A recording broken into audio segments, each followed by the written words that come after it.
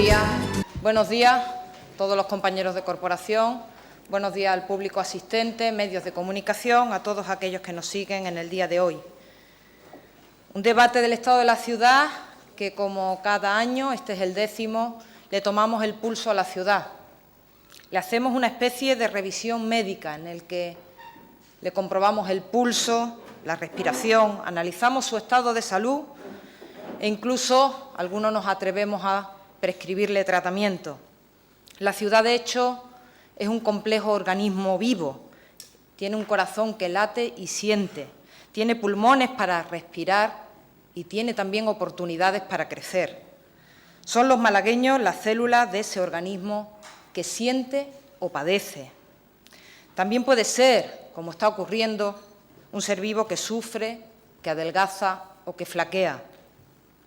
Es verdad que la ciudad y el estado de la ciudad no puede analizarse ajena a su entorno. Está claro que el entorno, como en las condiciones de un ser vivo el entorno también le afecta, tiene su repercusión y no es ajena a la crisis mundial, no es ajena a la crisis de España esta ciudad. Pero es verdad que también esta ciudad tiene sus propias peculiaridades que hacen que nuestras cifras de desempleo comparadas con otras ciudades en el mismo contexto sean otras, que la distribución de la riqueza en esta ciudad, analizándola con otras ciudades bajo el mismo contexto de crisis, son otras. Esta ciudad está sufriendo la crisis de distinta manera. Está claro que el modelo especulativo del suelo, el excesivo peso de la construcción, la escasa diversificación de nuestra economía, en una dinámica que se viene manteniendo a lo largo de los años y que tantas veces hemos denunciado desde el Grupo Socialista como malas prácticas, nos han colocado en unas cifras escalofriantes de paro a la cabeza del entorno nacional.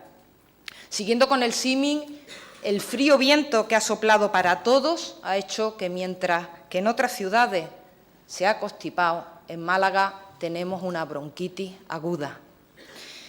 Sin lugar a duda, no solo nos condiciona el entorno, sino también nuestra propia historia municipal, las decisiones del Gobierno local tomadas a lo largo de estos años, un endeudamiento tan masivo que nos coloca a la cabeza de las ciudades más endeudadas de España, hace que ahora nos queden pocos recursos con los que comprar medicamentos para aliviar el mal, la enfermedad que tiene esta ciudad.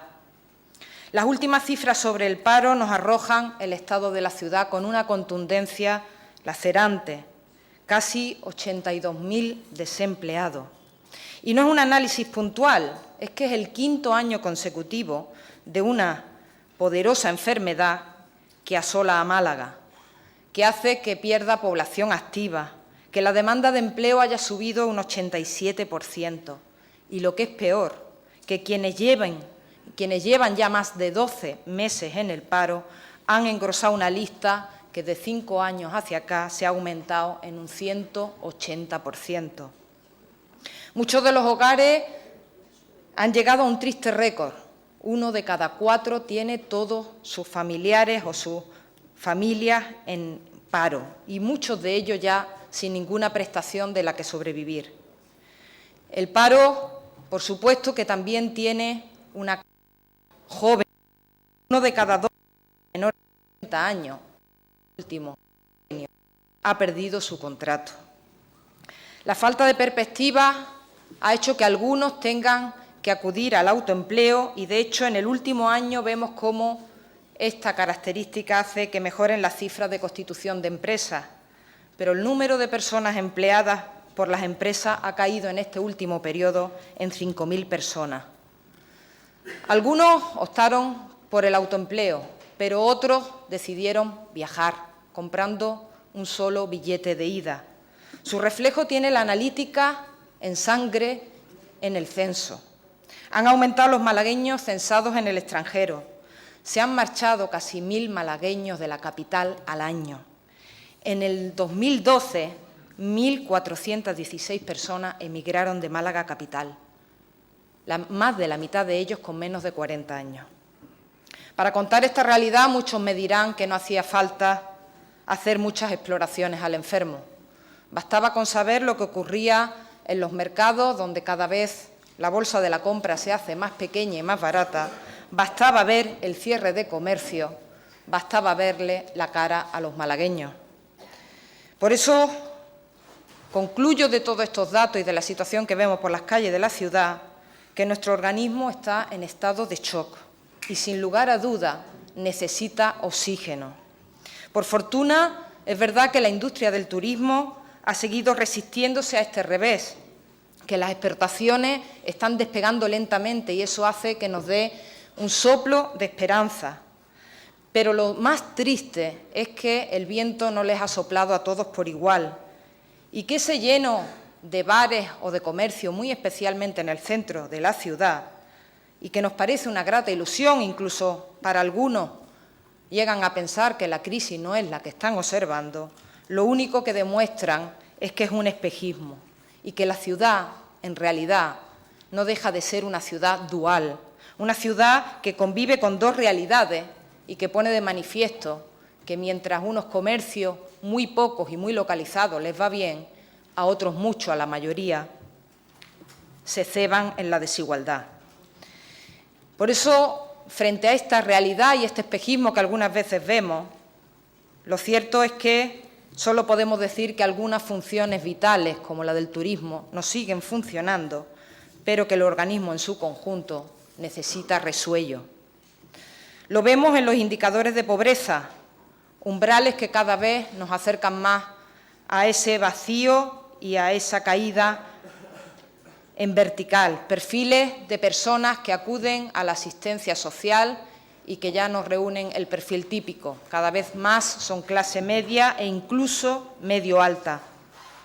Según los datos del propio OMAU, dependiente de este ayuntamiento, casi el 60% de la población ya tiene alguna, mucha, bastante o mucha dificultad para llegar a final de mes. Y lo saben ustedes todos los días, proliferan bancos de alimentos, comedores, galas benéficas, recogidas de alimentos. Miles de malagueños acuden en tromba como glóbulos blancos para tratar de frenar la sangría. Ejemplo de generosidad y solidaridad que nos enorgullece como pueblo.